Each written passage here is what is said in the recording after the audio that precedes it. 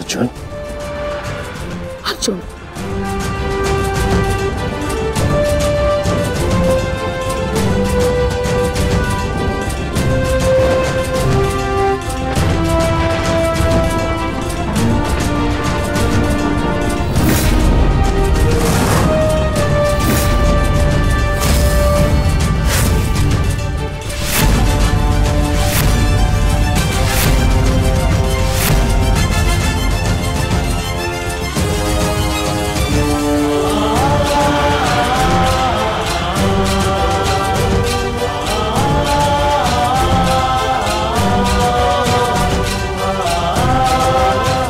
अज्ञातवास पूर्ण हुआ ज्येष्ठ।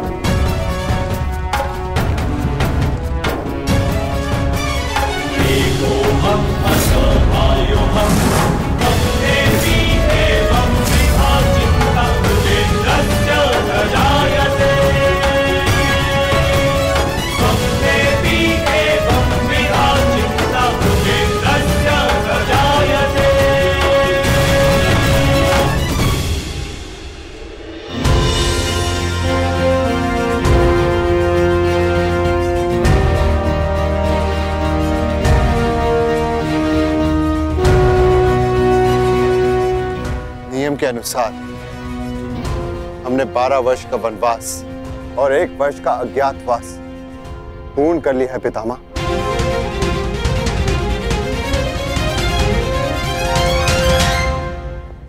आपसे यह आशा नहीं थी धर्मराज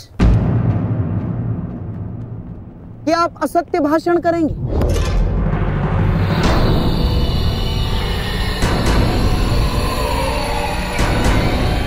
कैसा असत्य? ज्येष्ठ भ्राता श्री ठीक कह रहे हैं, हमारा अज्ञातवास पूर्ण हो चुका है। नहीं प्रिय अर्जुन, सभी नियमों का पालन नहीं हुआ है।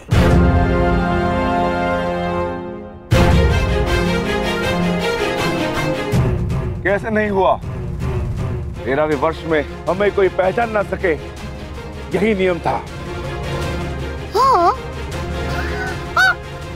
और इस नियम को समझने के लिए तुम लोगों के पास पुनः 13 वर्ष का समय होगा भीम, है ना दुर्योधन? समझाओ इसे। हाँ मामाश्री,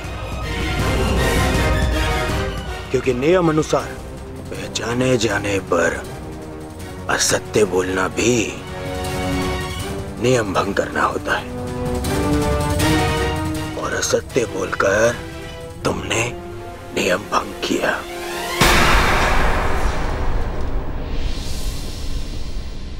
क्या सत्य कहा हमने?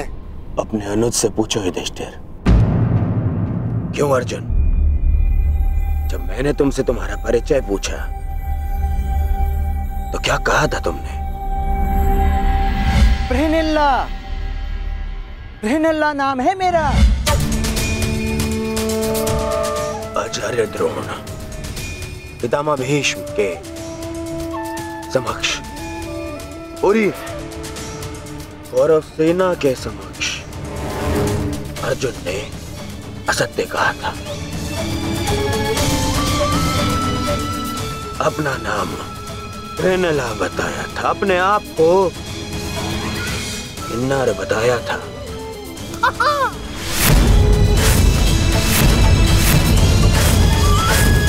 क्यों अर्जुन, क्या ये असत्य नहीं था?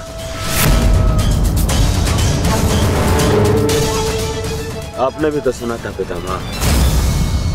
बोलिए पितामह, अर्जुन ने ऐसा नहीं कहा था? हाँ,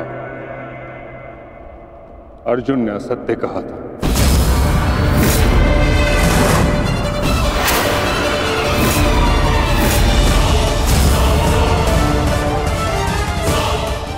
और अर्जुन ने अपना नाम बृहनिल्ला बताया था, और वही बृहनिल्ला अर्जुन बन के सामने खड़ा है।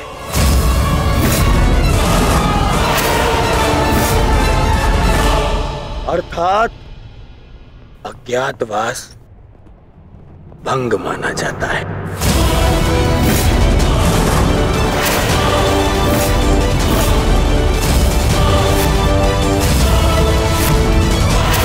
जाओ पांडवों, वापस वन में जाओ और योजना बनाओ कि अगली बार 12 वर्ष के पश्चात अज्ञातवास में कैसे पकड़े ना जाओ। हैं? जाओ जाओ। नहीं दुर्योधन, अज्ञातवास भंग नहीं हुआ है दुर्योधन। मैंने कोई असत्य नहीं बोला और ना ही मैंने कोई नियम भंग किया है। जो तुम्हारे समक्ष खड़ा है वो अर्जुन है, पुरुष है, परंतु जिससे तुम्हारी सेना युद्ध कर रही थी वो बृहनला थी, एक किन्नर। देव अप्सरा देवी उर्वशी ने मुझे शाप दिया था, इसलिए 1 वर्ष तक मुझे किन्नर बनकर रहना पड़ा। परंतु आज सूर्यास्त के पश्चात वो शाप पूर्ण हुआ। अब मुझे अपना वास्तविक रूप प्राप्त हुआ। अब आप बताइए पितामह, क्या मैंने असत्य कहा? क्या अज्ञातवास भंग हुआ? नहीं अर्जुन, तुमने कोई असत्य नहीं कहा और ना ही तुम्हारा अज्ञातवास भंग हुआ।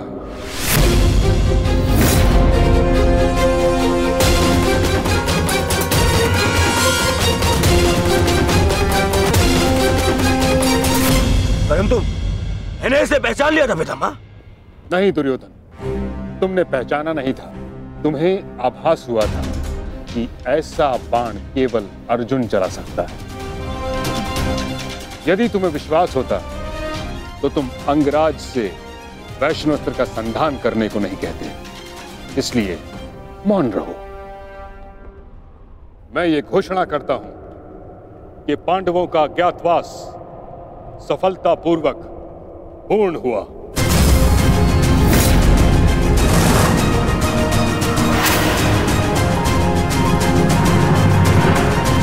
नहीं, नहीं मानता मैं। नहीं इनका अज्ञातवास पूर्ण हुआ है और न ही मैंने इनका राज्य लौटाऊंगा। अब जो भी निर्णय होगा वो युद्ध से होगा। हम पुनः अवश्य मिलेंगे युधिष्ठिर, रणभूमि में। स्मरण रखना दुर्योधन, हमने कभी युद्ध नहीं चाहा था। तुमने हमें इस युद्ध में धकेला है और अब यदि आर्यव्रत के भाग्य में युद्ध ही है तो ठीक है, जो युद्ध होगा अवश्य होगा। यदि न्याय और नीति के लिए हम वनवास भोग सकते हैं तो न्याय की स्थापना के लिए हम युद्ध भी अवश्य कर सकते हैं।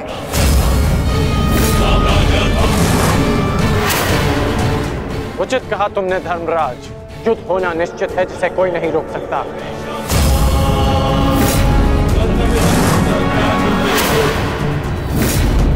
अज्ञातवास पूर्ण होने का सुख कुछ ही दिनों तक रहेगा धर्मराज। हमने बिन 13 वर्षों को यूं ही नहीं काटा है कर्ण। जानता हूं, परंतु आप ये नहीं जानते कि इन 13 वर्षों के समाप्त होने की प्रतीक्षा आपसे अधिक मैंने की है। हर पल मैंने युद्ध की तैयारी की है धर्मराज।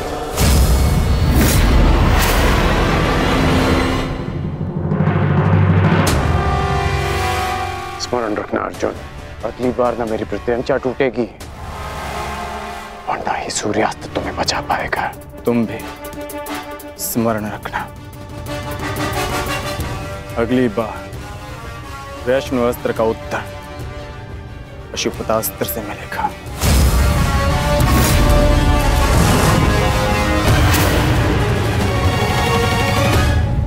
समझ में नहीं आता युधिष्ठिर, मैं किन शब्दों में आपका धन्यवाद करूं। आप पांचों ने ना केवल मेरी, मेरे परिवार की, अपितु मेरी प्रजा की भी रक्षा की है। आभार की आवश्यकता नहीं है महाराज, क्योंकि हम स्वयं आपके उपकारों के तले दबे हैं। यदि विराट नगर ने हमें शरण न दी होती तो हम फिर से 12 वर्ष का वनवास भोग रहे होते। सम्राट, समझ नहीं आता कि आपका ये ऋण कैसे चुकाऊंगा मैं। जीवन भर भी आपके चरणों में सेवा करूं, ये ऋण नहीं उतार पाऊंगा मैं। ऋण उतारने के लिए चरणों पर गिरने की आवश्यकता नहीं है विराट राज।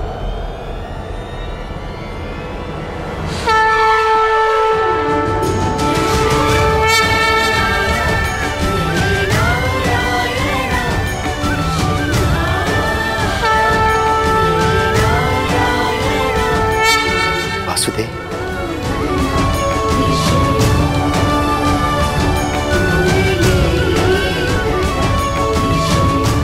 प्रणिपात वासुदेव। आपकी समस्या है कि आप पांडवों का ऋण कैसे चुकाएं, और उस समस्या का हल मेरे पास है विराट राज। तो आप ही बताइए वासुदेव, इस ऋण से कैसे मुक्त हो सकता हूं? क्या करूं कि ये मेरा मंतव्य पूर्ण हो? पांडवों का अज्ञातवास पूर्ण हुआ कैसे? कैसे? इसका अर्थ जानते हो शकुनी? इसका अर्थ यह है कि पांडव लौटेंगे और अपना अधिकार मांगेंगे।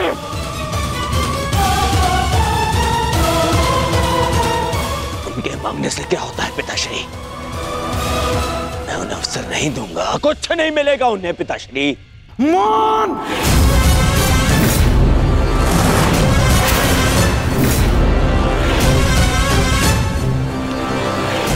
मान रहो दुर्योधन, मान! हर बार राजसभा में बड़ी बड़ी बातें करते हो, वचन देते हो और हर बार मुंह की खाकर लौटते हो तुम। हस्तिनापुर से सेना ले जाते समय क्या कहा था तुमने? कि पांडवों का अज्ञातवास भंग करके लौटूंगा। और इस समय तुम मेरे समक्ष क्या सूचना लेकर आए हो? कि अकेले अर्जुन ने समस्त कुरु सेना को निरस्त्र कर दिया। एक ही स्वप्न देखा है ना तुमने, सम्राट बनने का। अरे अगर एक अर्जुन को ना संभाल सके तुम, तो ये हस्तिनापुर का साम्राज्य क्या संभालोगे?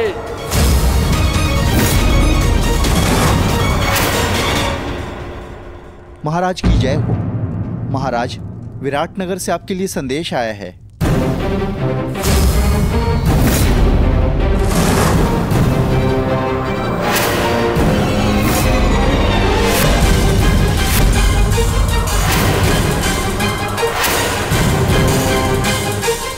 कृष्ण, विराटनगर से क्या संदेश आ सकता है? अवश्य उन पांडवों का ही संदेश होगा।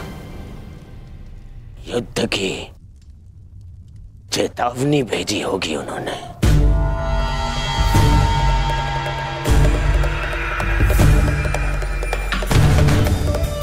संदेशा पढ़ो शकुनी।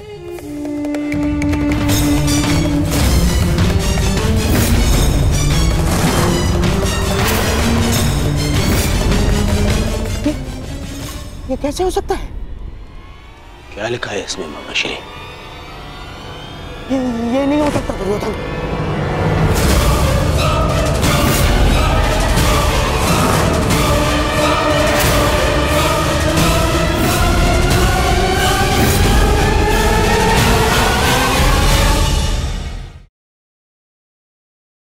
आक्रमण की चेतावनी नहीं, विवाह का निमंत्रण आया है। विवाह? किसका विवाह? विराट कुमारी उत्तरा का।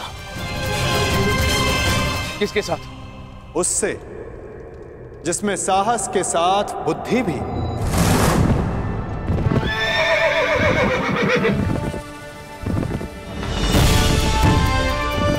उसके हाथों में पर्वतों का बल है, जिसकी गति में पवन सा वेग है।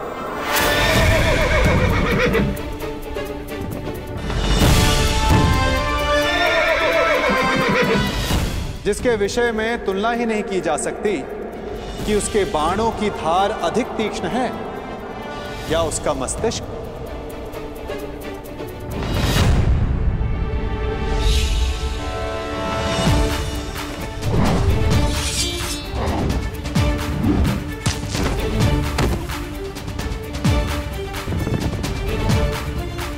जो नर है, परंतु उसमें सिंह सी शक्ति, जिसे शत्रुओं को देखने के लिए नेत्रों की आवश्यकता नहीं।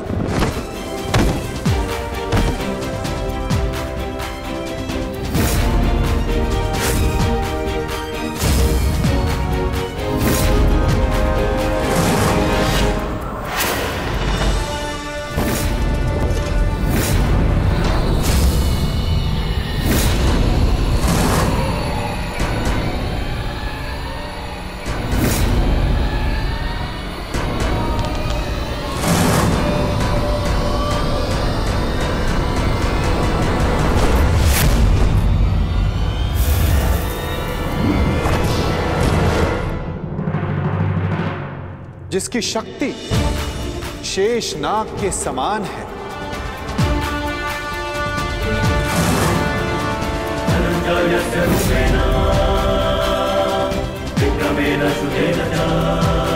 जिसके कौशल के समक्ष बड़े से बड़ा योद्धा झुक जाता है।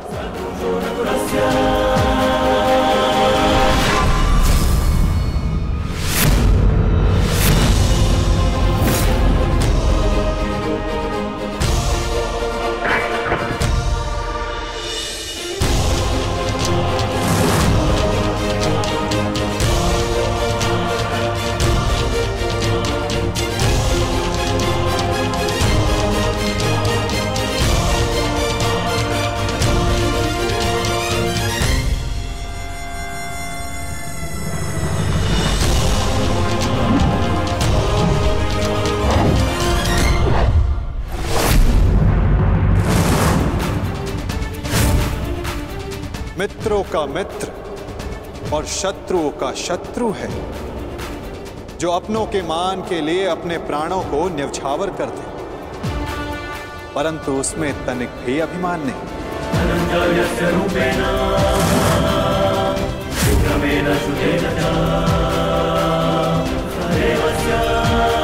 वो जिसे दाऊ और मैंने स्वयं शिक्षा दी, जो कुरुकुल का सूर्य है, वो है सुभद्रा और अर्जुन का पुत्र अभिमन्यु।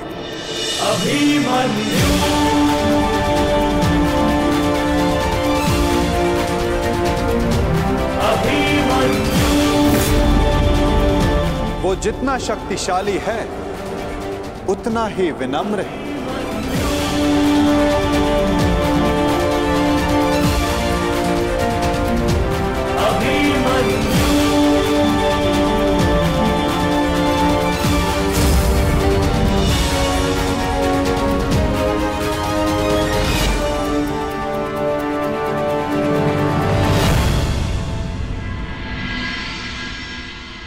हे ईश्वर, इतना बड़ा सौभाग्य, महान धनुर्धर अर्जुन के पुत्र अभिमन्यु का विवाह मेरी पुत्री उत्तरा से। मैं धन्य हुआ वासुदेव।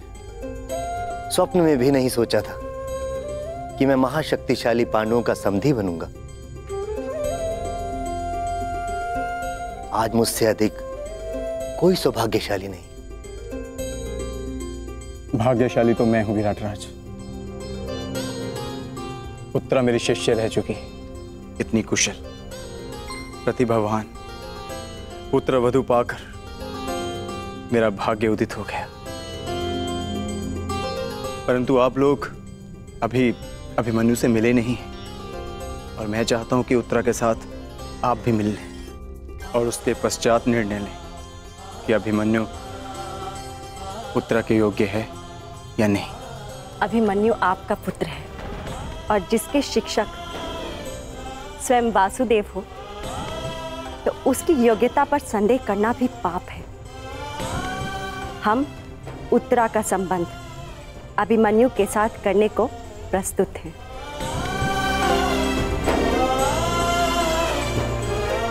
आपका क्या निर्णय? बधाई हो विराट राज, अब आप पांडवों के समधी हुए।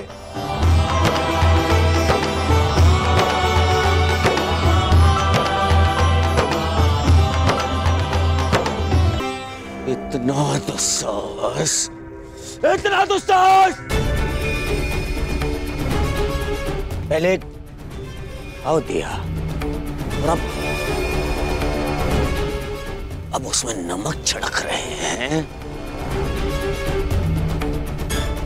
हम यहाँ युद्ध का आह्वान कर रहे हैं और वो ये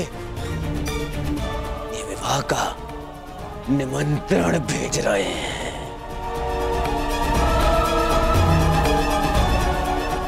नहीं जाएंगे, हम वहां नहीं जाएंगे, कोई नहीं जाएगा वहां। ना ना ना ना दुर्योधन, हम वहां जाएंगे।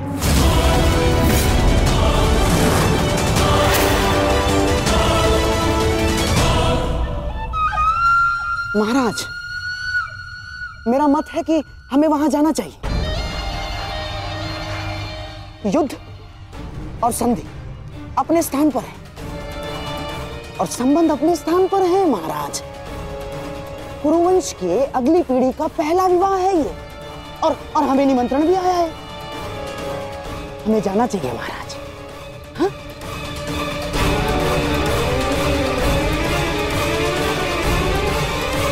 क्यों महामहिम, आप क्या सोचते हैं? आपके प्रिय अर्जुन के पुत्र अभिमन्यु का विवाह है, हमें उसे आशीर्वाद देने नहीं जाना चाहिए? जाना चाहिए महामहिम, हैं?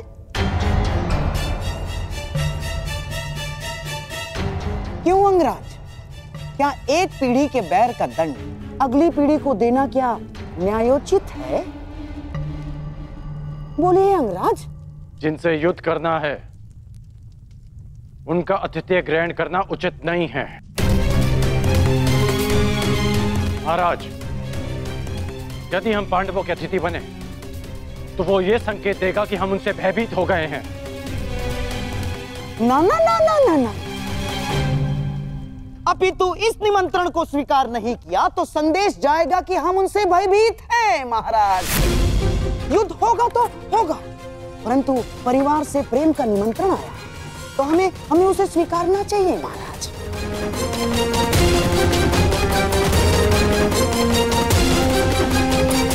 ठीक सोचिए महाराज, पांडु आपके भाई थे और देवी कुंती अभी भी हस्तिनापुर में निवास करती है, तो क्या हम उनसे अपने पौत्र के विवाह में सम्मिलित होने का अधिकार छीन सकते हैं महाराज? देवी कुंती के लिए हमें इस विवाह में अवश्य जाना होगा महाराज। प्रेम का प्रस्ताव आया है, उसे स्वीकार कर लेते हैं। यदि युद्ध की चुनौती आएगी तो उसे भी स्वीकार कर लेंगे।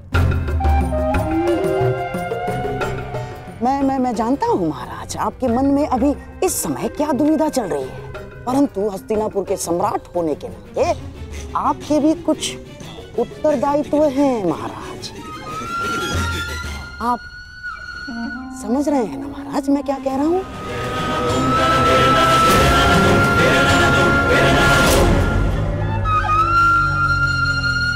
तो ठीक है, हम इस विवाह में अवश्य जाएंगे।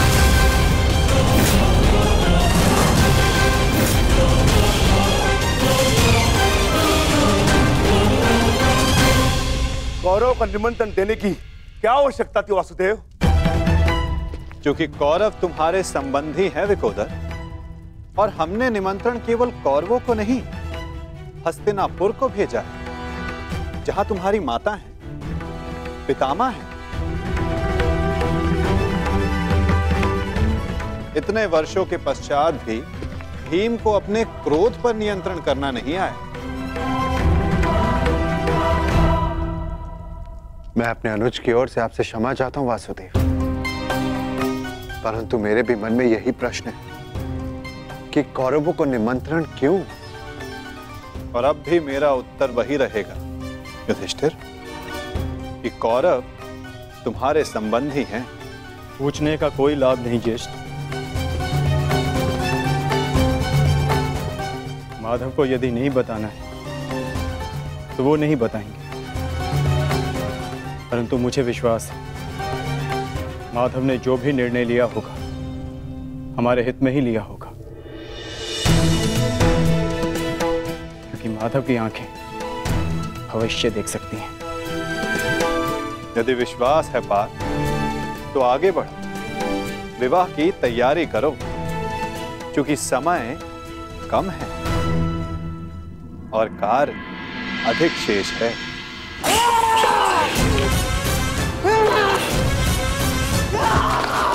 मामा जी,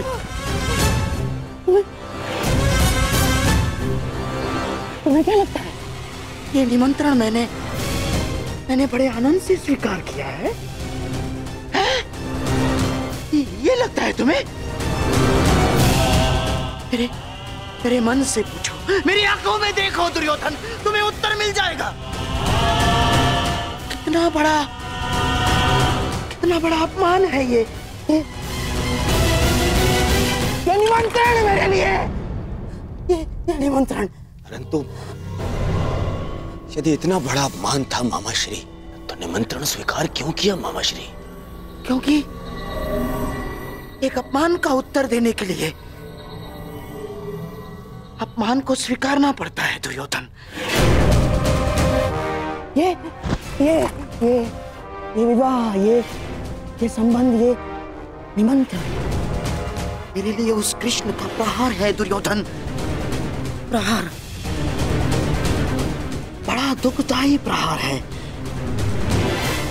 और उस प्रहार का उत्तर देने मुझे जाना होगा दुर्योधन। और मैं जाऊंगा। तुम खड़े क्यों हो? तुम बैठो, मैं जाऊंगा। मैं जाऊंगा। मैं कुछ समझ नहीं पा रहा हूं मामाश्री।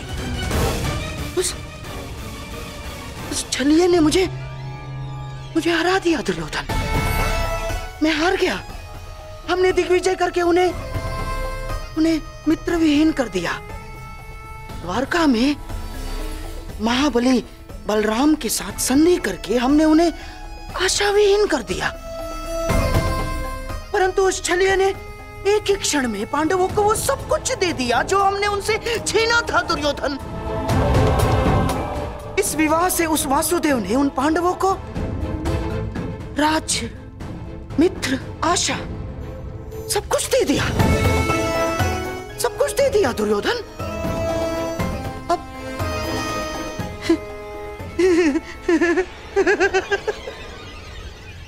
अब तुम्हारे समझ में आया कि उस छलिए ने हमारे साथ कैसा छल किया है।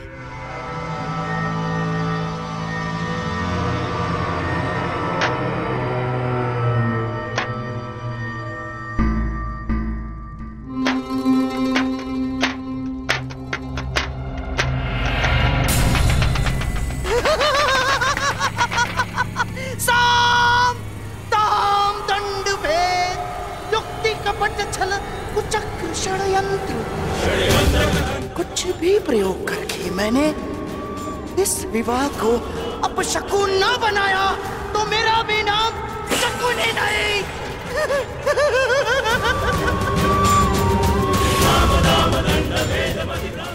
मेरी प्रतिज्ञा है मेरी पांडवों का सबसे बड़ा सहारा। हार जाएंगे वो। उस छलिए को शकुनी का उत्तर मिलेगा दुर्योधन, इसे विवाह में मिलेगा।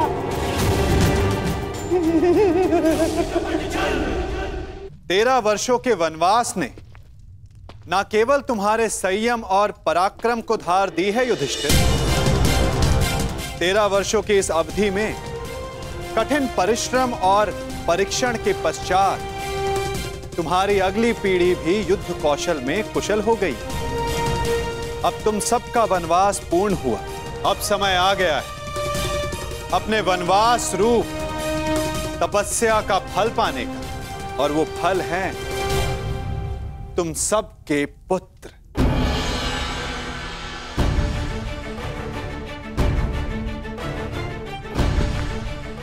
सर्वप्रथम प्रस्तुत है युधिष्ठिर पुत्र प्रतिविंध्य।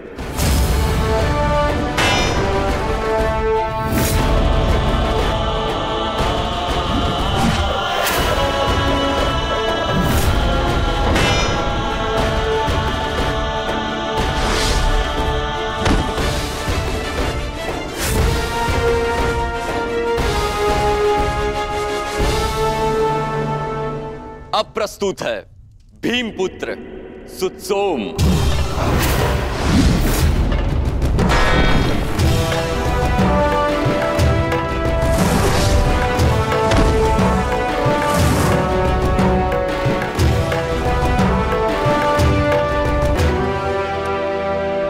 अगला शूर है गांडीवधारी अर्जुन का सुपुत्र शुद्धकर्म।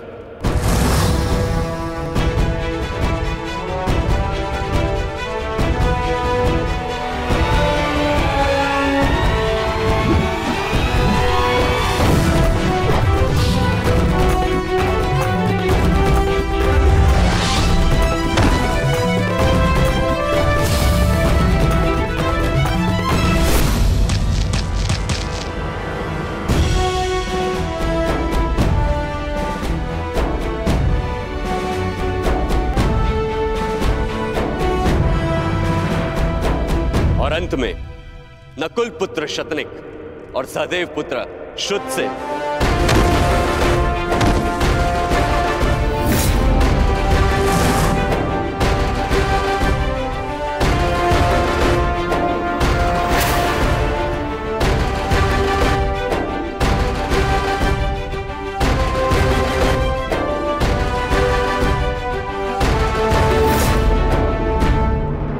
और अब प्रस्तुत होने जा रहा है वो योद्धा जिसने युधिष्ठिर का धर्म भी सीखा है, जिसमें भीम जैसा बल भी है, नकुल की एकाग्रता और सहदेव की चपलता, और धनुर्विद्या में अर्जुन जैसी निपुणता। वो है अर्जुन पुत्र महायोद्धा अभिमन्यु। कृष्णे गुणार्जिता पांडवेषु जये गुणा अभिमन्यु दृश्यन्ते गुणसंचया अभिमन्यु।